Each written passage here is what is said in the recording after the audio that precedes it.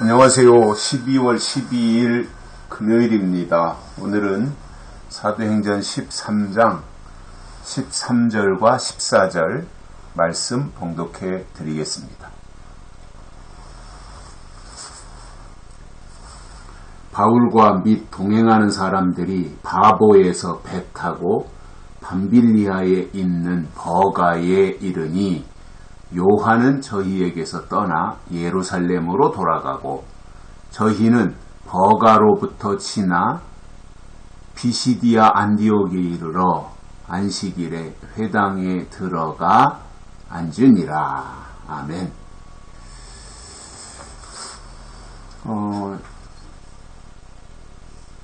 사도행전 13장이 이제 그 1차 전도 여행하는 내용인데, 여기에서 이제 사울의 이름이 드디어 바울로 등장을 하지요.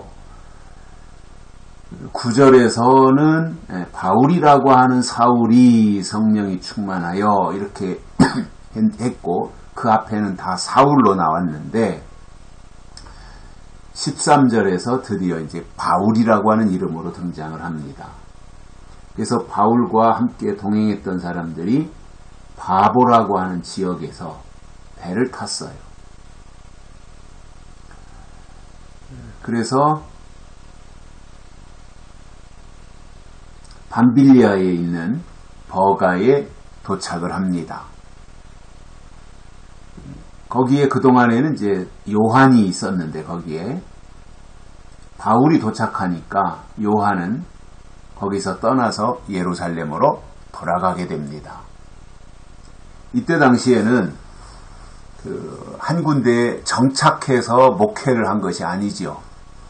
계속해서 오늘은 이곳, 내일은 저곳, 또 어디서 필요하다고 그러면은 그쪽으로 또 달려가고, 또 예루살렘 교회가 필요한 사람을 거기로 파송하기도 하고, 그러한 시기였어요. 그러니까 한 사람이 두 군데, 세 군데 또 다니면서 복음을 전하기도 하고, 그러니까 그때 당시에는 정착된 교회의 어떤 건물, 이것이 존재하지 않던 시대지요.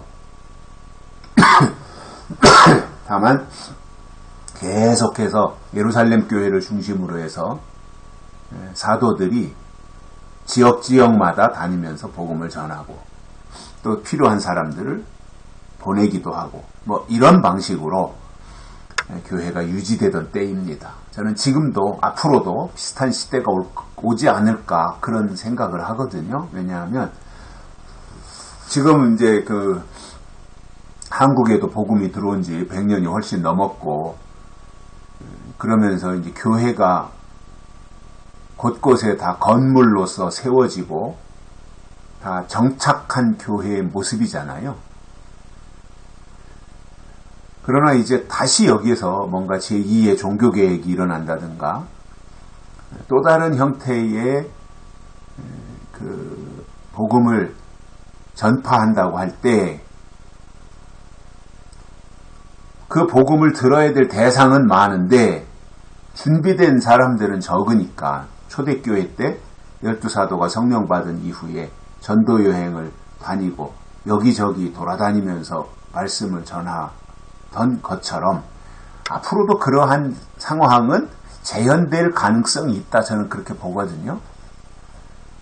왜냐하면 복음을 듣고자 하는 사람은 많고, 또 그들이 사모하는 마음으로 듣기를 기다리는데, 일일이 그들이 다 예를 들어서 제2의 베드로가 나타났다, 제2의 사도 요한이 나타났다, 그래서 이 시대에 복음을 전한다고 할 때 전국에서 막 이렇게 따라다니고, 무슨 연예인들이나 아니면은 트로트 가수들이 임영웅이나 송가인이나 이런 사람들이 어디 가면 팬카페가 있어가지고 수천 명씩 따라다니고 그러는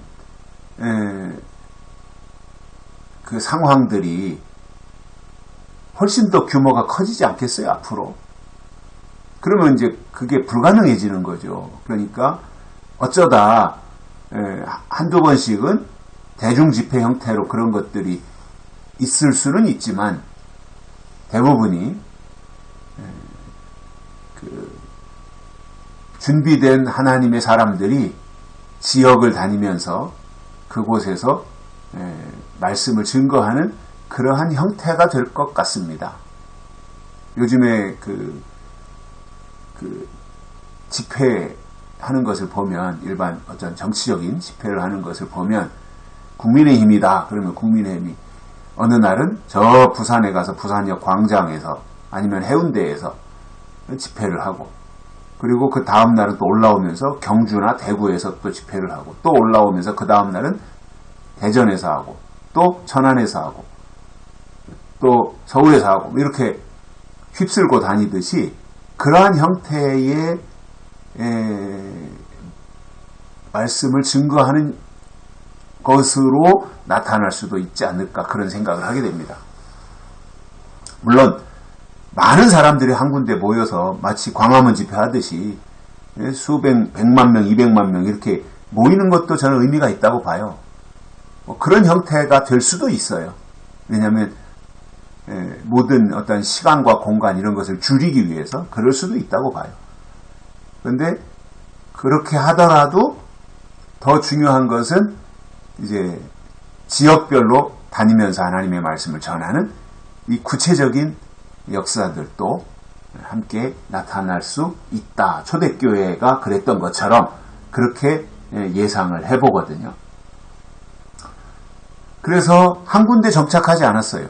사도들이. 바울이 가니까 요한은 또 철수해서 다른 곳으로 가고, 뭐 이런 방식으로 된 것을 우리가 볼 수 있고요. 그래서 바울과 그 일행들은